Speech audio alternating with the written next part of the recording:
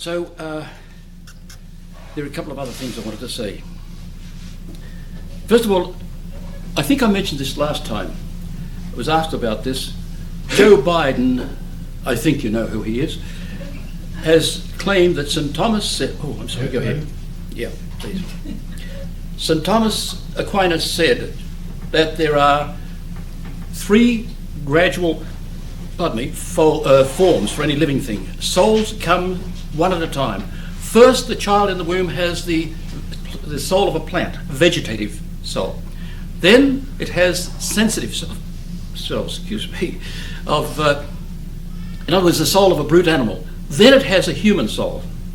Now, St. Thomas said that in 2 or 3 places, but he assumed that from the biologists of his time who were wrong, because they didn't know any better in his day. They didn't have any microscopic, they only had macroscopic view of the formation of a fetus. But to claim that today is utterly absurd. Nobody accepts that. It's childish, as a matter of fact, to make such a claim. But he said this. His assumption is this, that you can have an abortion. You can abort the child. But even though St. Thomas did say vegetative soul, this is called gradual animation. Even though he did say that, nevertheless he said, and I brought it in, didn't I? His doctoral thesis, I brought it in here. He said, it is immoral, gravely immoral is the word he used, to abort. Because it's not based upon whether the child in the womb is human or not. And the pro-life movement is all talking about that. They talk about the child in the womb is if it's not human, then you may abort it. No, that's not true. If you're studying ethics, and there's no good just jumping in with these things a little bit at a time, you've got to study the science of ethics.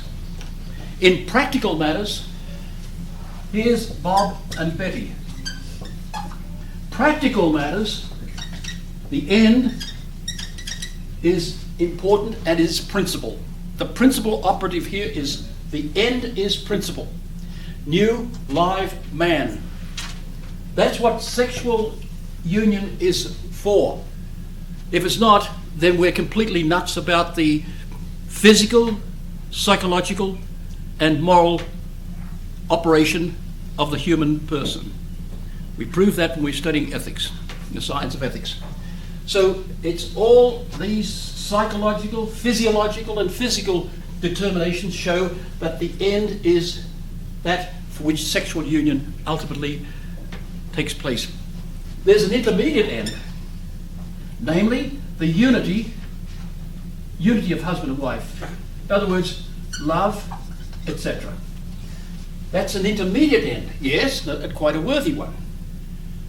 But it ultimately exists for that. So the rejection of the end is to act irrationally. You're rejecting the greater good for a lesser good. Therefore, you're operating contrary to human nature. Therefore, since human nature is the principle, the deciding principle and the measure of natural moral law, you're operating against the natural moral law because you're operating against human nature. Human nature adequately understood. That's it. That's the deciding measure, the measure of human actions. So if a man rapes a woman, that's contrary to human nature adequately understood. It's contrary to the natural moral law. So Joe Biden is jumping in where angels fear to tread. Let's put it that way. He's out of his field. Also, another thing I want to say is, what is the convertible cause of death? Without it, you don't have death. We could say it's the separation of matter and soul. That's the ultimate cause of death. You could put it another way. Matter has an appetite for different forms. Matter has an appetite for different forms, and when there's insufficient organization and the human matter breaks down, then the matter takes on other forms and the soul leaves the body. I don't know any physician, any scientist now who accepts this, that brain death is the sign of death. It is not. The ultimate sign of death, the only sure sign, is putrefaction. What does it say in the Bible? He stinketh, Lord, he stinketh. In other words, when decay takes place, or putrefaction, if you like to call it that. So then, my friends, we saw the difference between plant life, animal life, and human life. The plants are singly immanent, brutes are doubly immanent, and man is trebly immanent. Let's take an eating act to illustrate how man is trebly immanent.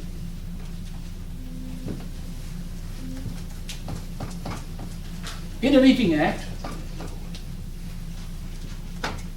or any human action, in any human action, there are a number of things to be considered. Let's take an act of eating.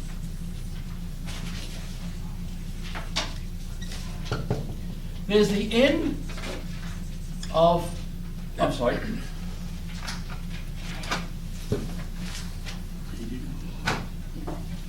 There's the arbitrary end. There's the natural end. What's the arbitrary end? Whatever they choose to be. Man's eating. What's he eating for? The end for that may be health. It may be a business meeting. It may be he's flirting with some lady. It may be Waters classes. I didn't quite Dr. Waters classes. Etc. But what's the natural end? New substance of the body. He could pick any one of these. A business meeting, it could be for anything. It may be a contract, it may be something else. But the will is free. It chooses these, but the end fixed by nature is new substance. We know that. Anybody who had anything to do with medicine at all knows that. Sometimes I can remember one of our patients had to drink hydrochloric acid diluted because he had no acid in his stomach. And I remember him complaining to me how distasteful it was every week to have this acid going to his stomach. Now take a sexual act. The natural end is new, live man. But what's the arbitrary end? It could be love, expressing his love. It could be flirting. It could be he's getting his weekly exercise. It could be an act of revenge. Her father did something to his father years ago, so he's going to get her pregnant and then walk away from her. It could be any one of these things. It could be just for pleasure. So this is the purposed end. We call it the arbitrary end, or we call it the purpose. Sometimes we just call it what's the other term? We call it, say, just the end, or the intention. What's his intention? But the natural end, in Latin we call these the finis operis, the end of the work, the finis operantis, the end of the action, or the end of the doer of the action. So that's what man does. He gives himself the purpose of the act. A dog chases rabbits or chases cars, but he doesn't give himself that end. He just does it automatically. I can remember Fluffy. Fluffy was a little fluffy thing that used to be over the road from when I was a boy. And we used to have trouble with this darn dog. He caused all sorts of troubles to cars. My dad was always hopping mad when he'd come in, the dog would get in the way. I can remember borrowing a Daisy air rifle. I'll never forget that. I'm through the front window curtains and aiming at Fluffy, and I hit him with a BB, which was a pretty powerful rifle, that was. And Fluffy went up about 3 feet in the air and looked around, what hit me? And he didn't know what happened. All he did was felt the sting of the BB. So I hit him again. Got a confession after that?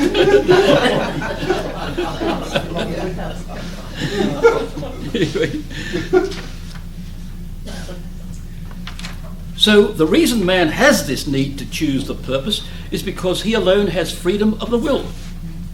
We'll prove this later. By the intellect, we know the two ends, but by the will, we have the freedom to will both. Therefore, we have to choose. But dogs don't chew, and biologists can distinguish one species from another by what they do. So man has two ends. And we can illustrate this, as I said, with an act of nutrition or a sexual act. I've written all that out for you. So if there are 3 degrees of life, plants which have single immanence, brutes which have double immanence, and man which has 3 immanences, in other words, 3 degrees of immanence, or if you like, trebly immanent. Therefore, there are 3 degrees of life. Therefore, there are 3 degrees of soul. Dr. Waters? Yep. Excuse me. So, where exactly would it fall in, let's say, an animal? You read stories where an animal can sense somebody's going to have an epileptic seizure, or they're going into a diabetic, an insulin reaction, or something like that. They haven't been trained for it. No. But it's something they think. Now, they're not thinking it out. They haven't been trained for it. Is that still a natural instinct? Because not all dogs can do that, or not all cats, No. or whatever. So Well, where does that... Who knows? cause? We'll come to accustomizations, that animals get an accustomization. Oh. Now, let's say, loosely, we'll call it a habit. And an animal will make association of images. So it'll know certain things are happening and it'll observe something in the same person, the association, that something's happening to this person, and it senses that, and he knows from past experience that something follows that that's not good. Now take little Jenna, who sits in front of us here. She's not well at the moment. She's going to hospital on Sunday. And, you know, there are members of the family can say they can sense when something's happening to her.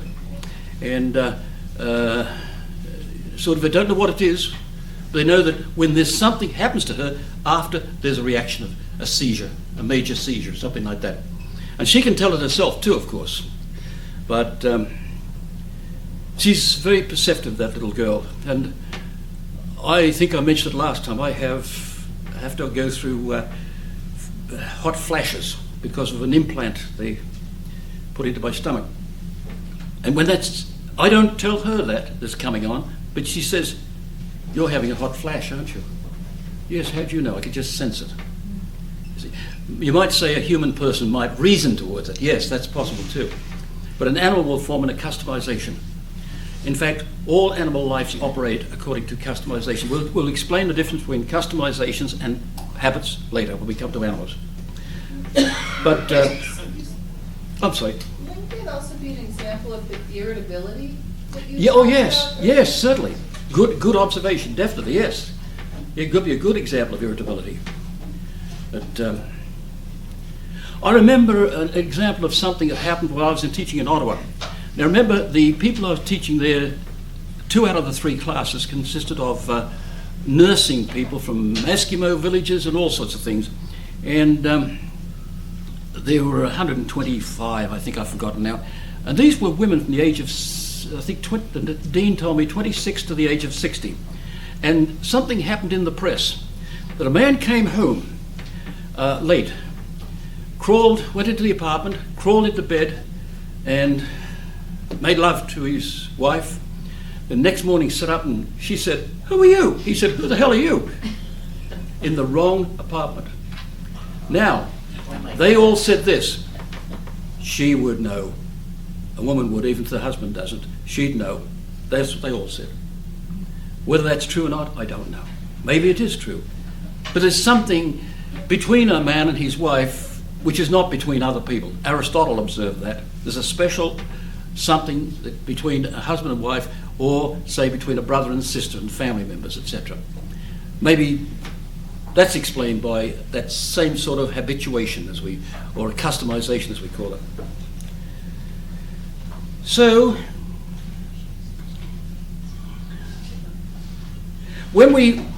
there are 3 degrees of life, so there must be 3 degrees of principle of life. In other words, 3 degrees of soul.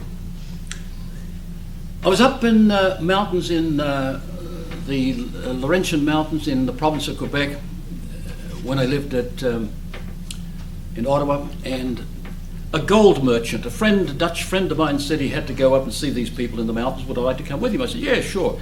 So the wife was very interested in what I do. And she said something about plants. Do they have a soul? Yes. Do dogs have a soul? Yes. The husband was a gold merchant. And he thought I was raving mad to agree with her on things like that. He didn't want to hear about it. He just dismissed it. You know, real bright spark. In Australia, they call a man like that an illegitimate glowworm. A bright bastard. Forgive me, ladies. So, anyway, I said, I can prove that. He said, oh, that's nonsense. You only believe it, you know, something like that. But there are 3 degrees of soul. Now, I'm going to show you a term which, in logic, we deal with. You'll pick up a bit of logic as we go along, and we'll deal with the basics of it later when we come dealing with the human mind. There are 3 kinds of terms. There's a univocal term. The term literally means one voice. Univocal. If I say a dog is an animal, a flea is an animal, well, I'm using the term same meaning, same in meaning, simply same. If I say that, where are we? Equivocal. Equal voice. If I say, for instance, a tick is a small insect with 6 legs, and I say, this watch has a tick. Who took my watch? This watch has a tick. Then I'm using the term equivocally. Sounds the same, but it's just utterly unsame. This is simply the same, this is simply unsame. Now, there's another way of using a term. It's called analogous.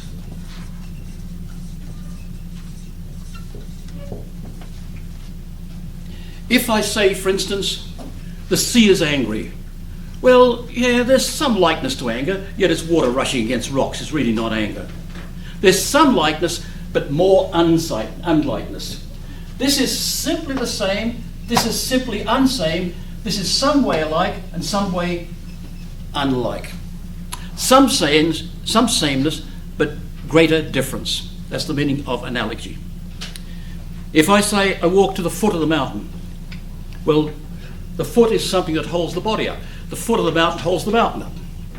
And if I say the watch has a tick and this little animal has a tick, then there's greater unsameness than sameness. Well, that's the way with the 3 souls. Plant soul, brute animal soul, and human soul. There's some sameness, but greater unsameness. So,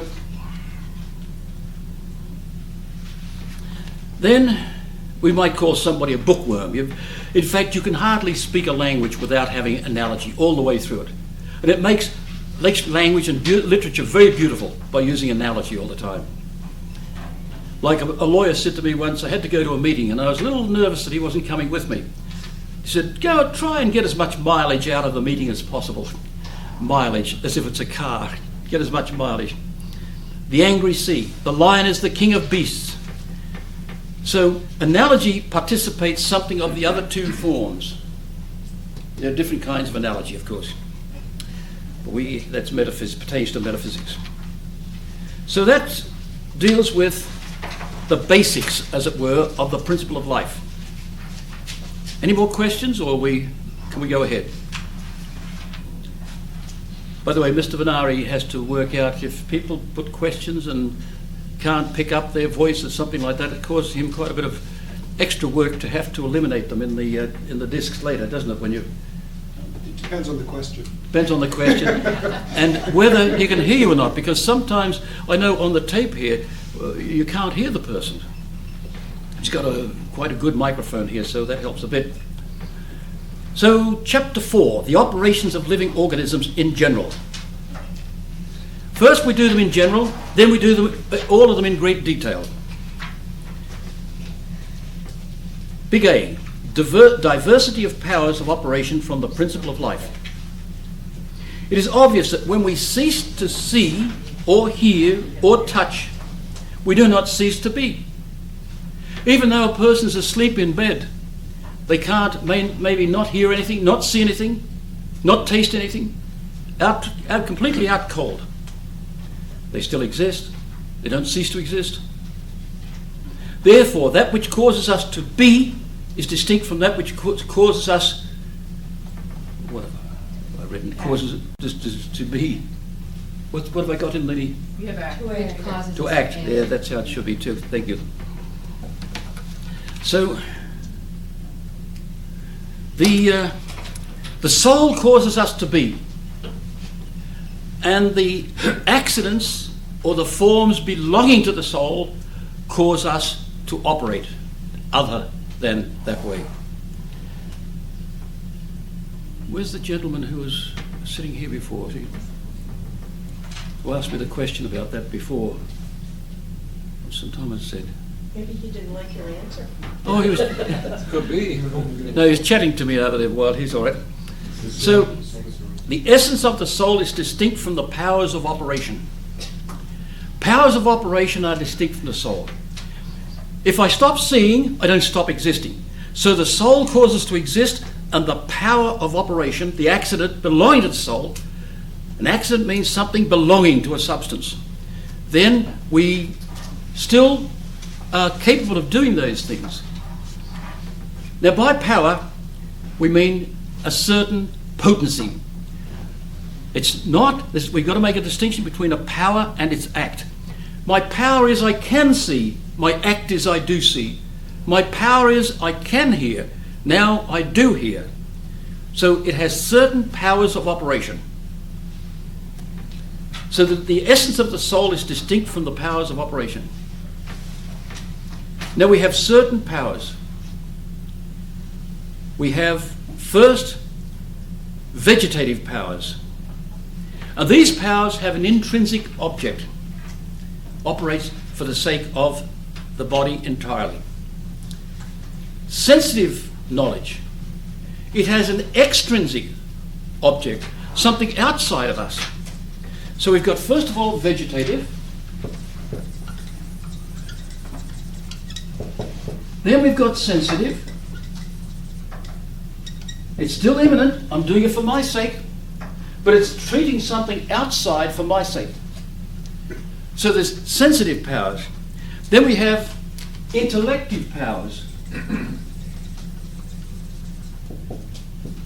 Then we have the passions, or appetites. Then we have locomotion, locomotive powers. Literally, the word locomotive, badly written, I'm sorry, means move from place to place. Locus, place, and movo, motus, movement from place to place. I should really have put down, I suppose, passions. I should put affective powers.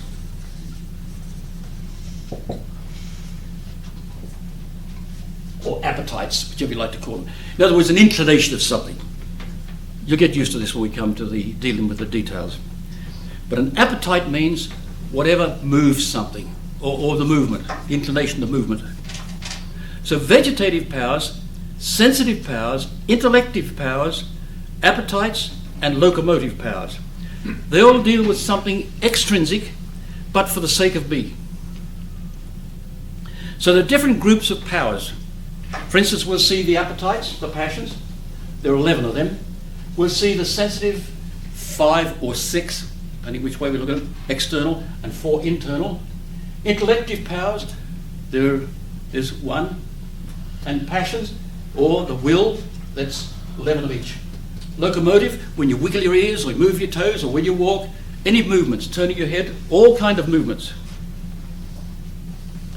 So, there's a principle of reason. Regis said, when we were at graduate level, 1/3 of the whole of philosophy is governed by this principle. I'm going to write it out on the board. Acts, habits, and powers, nothing to do with Professor Powers, of course, specified by their formal objects.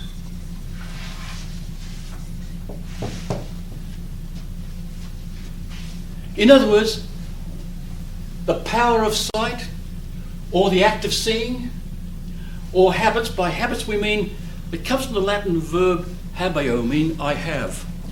The intellect has the habit of arithmetic. The intellect has the habit of history. Whatever you have is called a habit. Whatever you possess, it's called a habit. And so the power of understanding, the act of understanding, or the qualities added to the intellect called history, chemistry, etc. They're all determined or specified or explained by their formal objects. Sight, what's it explained by? Colour, extended colour. Hearing, what's it specified? The object of hearing is sound, bodies as sounding. Or touch, bodies as resistant. And or thermic touch. So we say that there are either 5 external senses or 6. We'll deal with them in great detail later. So that's a fundamental principle. You should recite that every night before you go to bed. Acts, habits and powers are specified by their formal objects. So we're first of all breaking these things down, vegetative, sensitive powers, intellective powers, etc., by their objects. So the object of soul's activity, be alive. The object of nutrition, new substance. The object of sight, extended colour, etc. These powers are all objects or accidents of the soul. Let's just run one of them out here.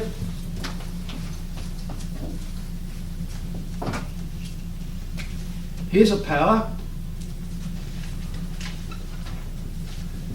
See, power of seeing. That's aimed at the act.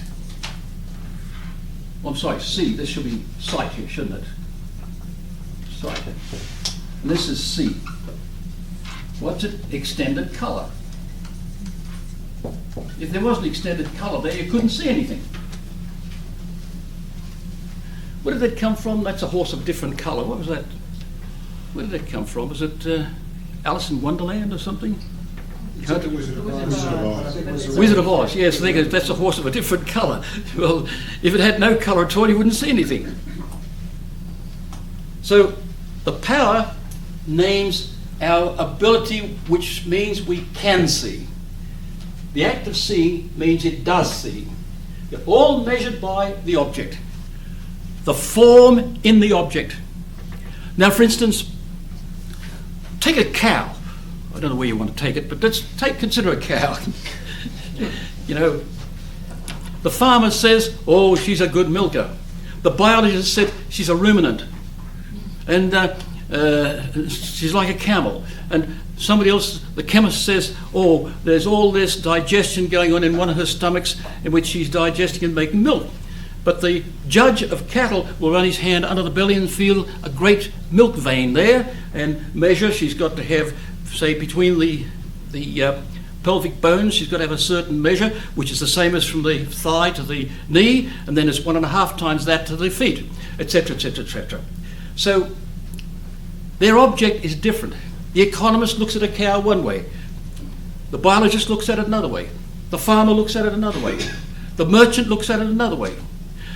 Mrs. Schlee, part of our class here, for instance, she'll have her sons are in feed for cattle, that sort of thing.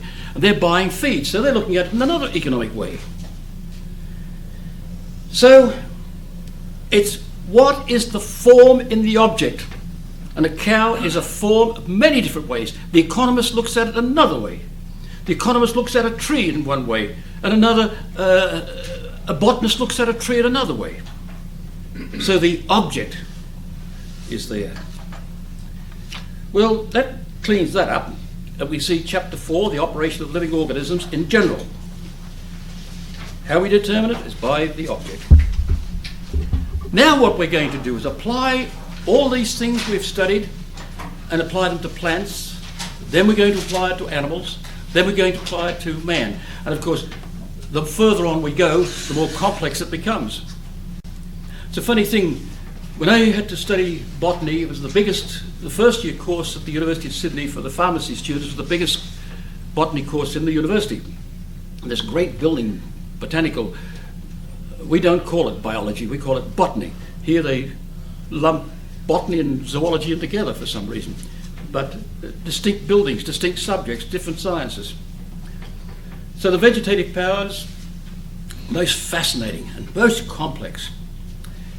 I just had something on aqueous plants. I've got a book on it at home, aqueous plants. And the myriads of shapes just in ponds. Limnology, as the biologists call it. And it's an extraordinary complex study. As for the insect world, I don't think they'll ever finish classifying all the different species or discovering what species there are. In the plant life, for instance, they went down in Australia 1.5 miles or something and discovered life which was being the longest living thing in the world. They found this about, I think, 1.5 miles down. I saw a mile down, I saw some minerals on one occasion. Absolutely gorgeous, brilliant minerals. Well, they've found certain organisms down in the earth, as I said, in which they've discovered what is it called? Can't think of the name of the darn thing for a minute. But anyway, it's very old. I think they said it was about the earliest living thing that they've discovered. So now look at chapter 5, man is a vegetative organism. Let's take a look at that. Anything to ask, by the way, any questions or anything that I'm making difficult, please let me know. I'll make it more difficult.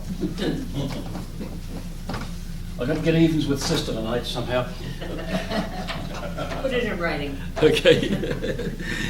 She's been a good pal of mine for quite a while. Now there are 3 different functions based upon the object. First of all, there's nutrition.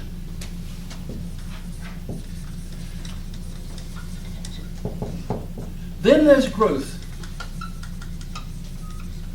Then there's generation or reproduction. Now note, plants all have this, animals all have this, a man all has this. So nutrition, what's the object that you nutrition? New substance.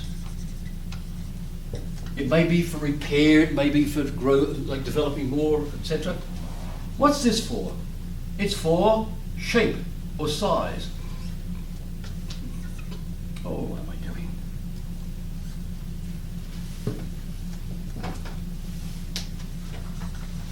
Size, shape. Generation, new member of the species. These 2 are for the good of the individual, and this one is for the good of the species.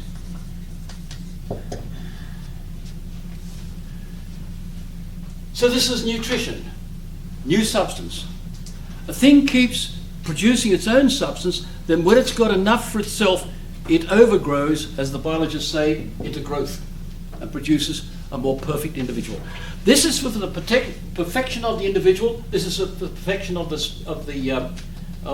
individual, even further so. And this is for the perfection of the species.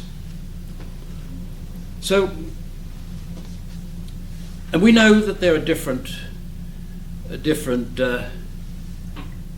how shall I put, for each different species there's something beneficiary there. So male and female complementaries confirm that sexual acts exist proximately for the good of the generans, ultimately for the good of the species. In fact, the species is the ultimate for which things act. And why do they need many individuals? Why is there more than one tree? Why is there more than one dog? Because one is not sufficient.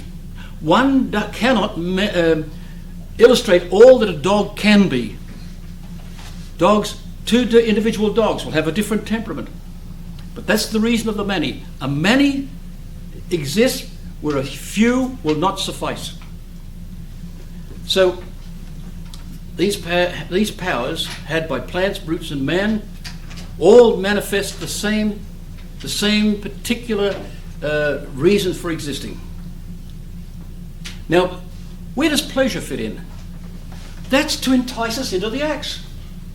We like, for instance, we love to eat our food. Man likes to generate. It's necessary to entice us into the act. So that's a sign of the goodness of the act. Pleasure is the sign of the goodness of the act. We'll distinguish that in just a minute. Remember, goods may be honest, useful, or pleasurable. Now there's a little bit of metaphysics here. They may be honest or worthy goods, pleasurable, whoops, what am I doing? Pleasure, or useful. Honest goods are worth having for their own sake. Pleasurable goods are an inducement to an act. Useful goods, well, that's obvious. Like a spade is useful. But a glass of beer might be both pleasurable and useful. Stimulates the appetite. So it might be sometime we have to have something like medicine which is useful but not pleasurable. But both of these exist ultimately for the sake of that. So as I saw somewhere recently they said something about some people are useless. That's about the lowest thing you can say about a human person. Just to say they're useless, as if the only thing worth having about them, they have to be useful. We talk about useful citizens, etc. That's a very poor way to speak about a human person. But an honest good or a worthy good, there are other names for it, that means something which is not dishonest. It's worth having for its own sake. If, for instance, let's say Bob found out that Betty's father had a big yacht and he started cultivating her friendship because he'd like to go out on the yacht sometime. We'd call that a dishonest good. But an honest good, we don't usually speak about it that way. An honest good is that good which is worth having for its own sake. So let's talk about pleasure for a minute or two. I'll clear the board up. But pleasure exists in nutrition, and even little children will feel great pleasure in saying they're growing up a big boy now, or something like that. And certainly in generation. Because nature wants us to do these acts.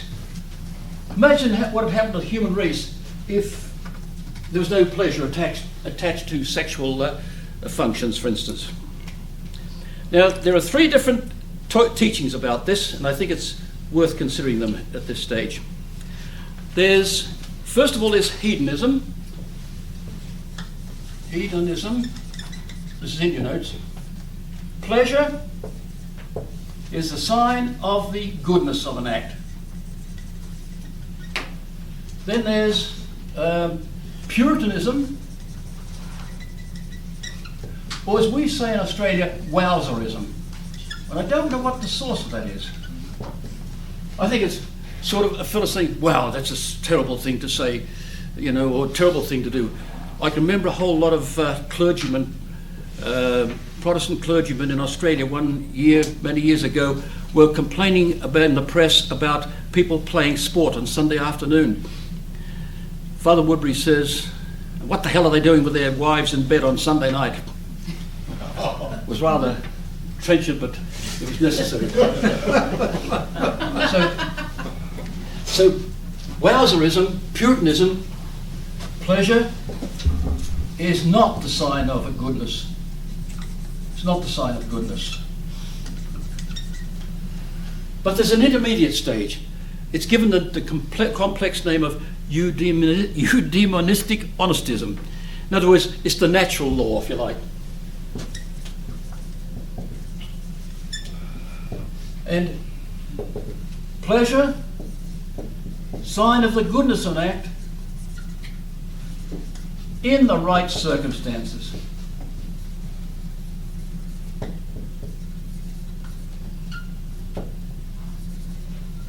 In the right circumstances. That's the natural law statement. In other words, nature's given us these inclinations to pleasure, so that we'll live better and develop better, operate better. So, since this is for the goodness of the created order amongst living things, therefore nature attaches pleasure into certain things. So that's the sign of the goodness of an act, in the right circumstances. Because naturally, nature doesn't want children to be sort of without parents. So they've got to be in these circumstances of marital society. Now let's take these one at a time. Nutrition. Nutrition occurs in the cell. The nutrient becomes the living substance of the one eating. That is, the food changes to become the living. What happens there? The living brings other things to itself. For instance, a borer eats fibre in the wood. So it converts a non-living thing to become a living thing. Remember that with evolution, my friends. We'll talk about that later. The horse eats the hay. The hay becomes the horse. The lower living becomes a higher living. Snake eats the squirrel. The squirrel becomes the snake. Man eats steak. The steak becomes the man. I saw a man after he'd captured a carpet snake in Australia once. I was very young, and he hung it up. He wanted to skin it, get the skin for some reason. My parents were horrified that I was over there watching this man open this python. Out fell a rat. Then out fell something else. Hadn't digested them yet. But note, my friend, there are no thirds formed. Action is towards tension. You don't, for instance, get, when the snake eats the rat, you don't get ratified snake or snakified rat. Not a third thing. You get rat becomes the snake. One being becomes the other being, even if the other being is living, the snake eating the squirrel. Don't forget, what you eat today walks and talks tomorrow. So, when a bird is eating seed, the seed doesn't produce more bird, the bird makes the seed become more bird. It's the higher affects the lower and raises it higher. That's what people who talk about evolution very often talk utter nonsense about. This evolves into that, but we'll see that later in greater detail. One being becomes the other. This is a substantial change. Plants use chemical substances, minerals as we call them, so that the non-living becomes the living. But it's the plant makes that grow to that. The higher brings the lower to the higher. Note the enormous number of organs and the large quantity of our substance devoted to nutrition. Heart, lungs, blood, kidneys, liver, stomach, spleen, intestines. Enormous part of us is developed, used for that. Enormous amount of organs. Pancreas, veins, arteries. The organs functioning for the sake of knowledge are small in volume compared with the nutritive organism. Brain, eyes, ears, smell, taste, skin. But note the skin where the organ of touch is mostly found. The skin. This is the biggest organ in the whole body. A bird can eat all the worms he wants, but he'll never become a worm. A cat can eat all the canaries in the world, but he'll never become a canary. A man can eat all the apples he likes, but he will never become an apple. He can eat steaks without becoming a cow. But some people... Caught myself out now. But some people eat a lot of steak and then give out a lot of bull. Sorry. I couldn't resist that, sorry. So... And you're publishing this? I've got my colleagues in the Academy of Sciences having... I went to a medical conference once, it was in Buffalo. It was the Federation of Catholic Physicians Guilds of America. And Dr. Thomas Aquinas O'Connor in Buffalo, I think you know of him, don't you, the anesthesiologist? He said his wife was making recordings, and he said they're all ordering the tapes because of your jokes on them. Well, my friends, growth is such a big and important thing, and also reproduction. I think we've finished there tonight because it'll be a little difficult sort of trying to bridge it.